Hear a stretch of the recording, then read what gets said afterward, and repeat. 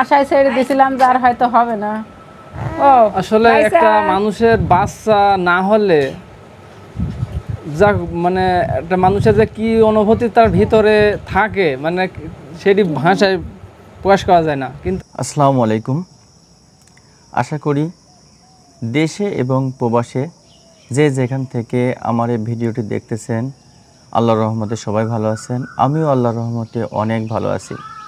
একজন বন্ধ্যা নারীর কষ্ট শুধু সন্তান না হওয়ার জন্য নয়, বরং তার চারপাশের সমাজ, পারিবারিক চাপ, এমনকি নিজের ভিতরের যুদ্ধের মিলিত রূপ। এ কষ্ট কাউকে দেখানো যায় না, কাউকে বোঝানো যায় না। এ কষ্ট নিঃসন্তান নারীর নিঃশব্দ কান্না। তবুও হৃদয়ের গভীরে অনেকটা স্থান জুড়ে থাকে এই কষ্ট। ঠিক এমনই একটা কষ্ট নিয়ে, অশ্রুসিক্ত চোখ নিয়ে আমার চেম্বারে হাজির হয়েছিল সীমা আফা। সীমা আফার বিয়ের বয়স 18 বছর চলতেছিল। এই 18 বছর ধরে বিভিন্ন ডক্টর, কবিরাজ টাই টু টাই করে যাচ্ছে, কিন্তু বেনিফিট জিরো। যখন উনি আমার চেম্বারে আসে তার রিপোর্টগুলো খুব সুন্দরভাবে আমি দেখেছি এবং তাকে গভীরভাবে আমি মনিটরিং করেছি যে কেন সে মা হচ্ছে না। যখন আমি আবার নতুন করে বিভিন্ন টেস্টপত্র দেওয়া শুরু করলাম, কিন্তু একটা টেস্টে উঠে আসলো তার সমস্যাটা। যখন তার সমস্যা পাওয়া গেল তখন ঠিক সেই সমস্যার উপর বেসিস করে আমি কিছু মেডিসিন সিলেক্ট করি এবং 8 মাস মতো আমি মেডিসিনটা কন্টিনিউ করি। আল্লাহর রহমতে এই 8 মাস মেডিসিন সেবন করে কিন্তু সে কনসিভ করছে। আমরা ফুল ফ্যামিলি সীমা আপার বাচ্চাকে দেখতে এসেছি। চলুন সীমা আপার সাথে এবং সীমা আপার হাজব্যান্ড শান্টু ভাইয়ের সাথে কথা বলি। বিয়ের কত বছর পরে বাচ্চা হলো? 18 বছর। 18 বছর পরে বাচ্চা হয়েছে, এই অনেক চিকিৎসার পরে। রাজশাহী চিকিৎসা হয়েছে, রাজশাহী হয়েছি, এদিকে হোমিও, এলাপতি অনেক জায়গায় হয়েছি, কিন্তু হয়নি। তারপর শেষে বাচ্চা হলো কোথা থেকে? ফারুক ভাইয়ের কাছে। ফারুক ভাইয়ের কাছে, ভেড়ামারা। ভেড়ামারা ফারুক ডাক্তারের কাছে, হোমিও ডাক্তার। হ্যাঁ, কতদিন ট্রিটমেন্ট নিয়েছিলেন? এই 8 মাস মতো। যখন বাচ্চা আপনার হচ্ছিল না তখন কেমন লাগতেছিল আপনার? কেমন লাগতো সেই সময়? তখন তো খারাপই লাগতো, অনেক টেনশন হইতো, মনে হইতো যে হবিনি, এরকম একটা টেনশন ছিল। অনেক রকমের টেনশন হয়েছে। আশায় ছেড়ে দিয়েছিলাম যে আর হয়তো হবে না।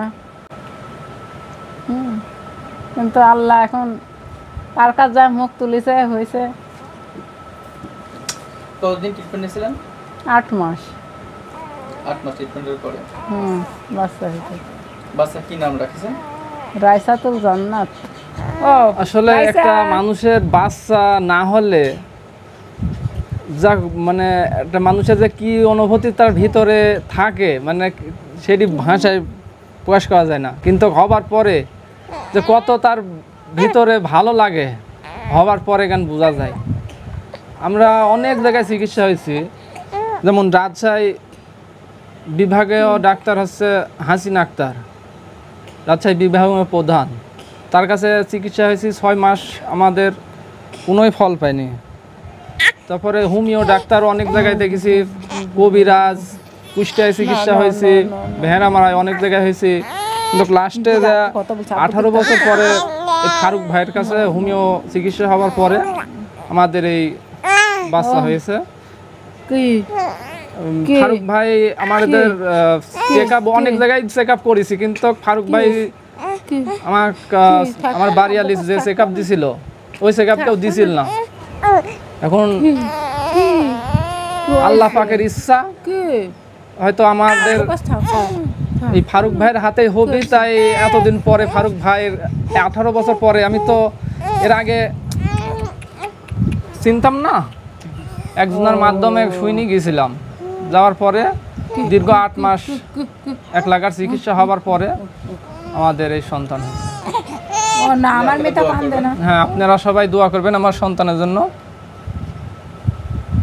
যেন ভালোভাবে মানুষ করতে পারি। ভালোভাবে থাকে। আপনারা জন্য দোয়া করি, আপনাদের জন্য আল্লাহ পাক দ্রুত আপনাদের জন্য দোয়া করি, আপনারাও চিকিৎসা হন ফারুক ভাইয়ের কাছে, ইনশাল্লাহ হবে। আপনাদের জন্য দোয়া করছি, আল্লাহর রহমতে আল্লাহ মুক্তিলে তাকাবে অবশ্যই। ধৈর্য থাকতে হবে ভিতরে, ধৈর্য ধরে থাকলেই হবে। এটা আসলে আল্লাহ প্রদত্ত জিনিস, আল্লাহ না দিলে হবে না, কিন্তু চেষ্টা করতে হবে। আপনাদের মতন আপনারা চেষ্টা করেন, ইনশাল্লাহ হবে। আমরাও অনেক হতাশা হয়েছি, হতাশা হওয়ার পরেও চিকিৎসা বাদ দিনি, চিকিৎসায় লাস্টে এসে ফারুক ভাইয়ের কাছে যা হয়েছে। আপনারা যারা দীর্ঘদিন যাবৎ বেবি না হওয়ার জন্য চেষ্টা করছেন কিন্তু কনসিভ করছে না, তাদের যদি কোনো কিছু জানার থাকে অবশ্যই আমাকে ফোন দিবেন, আমি উত্তর দেওয়ার চেষ্টা করব ইনশাআল্লাহ। আপনারা আমার জন্য দোয়া করবেন, আল্লাহ পাক যেন আমাকে ভালো মানের সেবা দেওয়ার তৌফিক দান করে। আমিও আপনাদের জন্য দোয়া করি যে আল্লাহ যেন আপনাদের খুব দ্রুত কোলে একটা সন্তান দান করেন। ফি আমানিল্লাহ।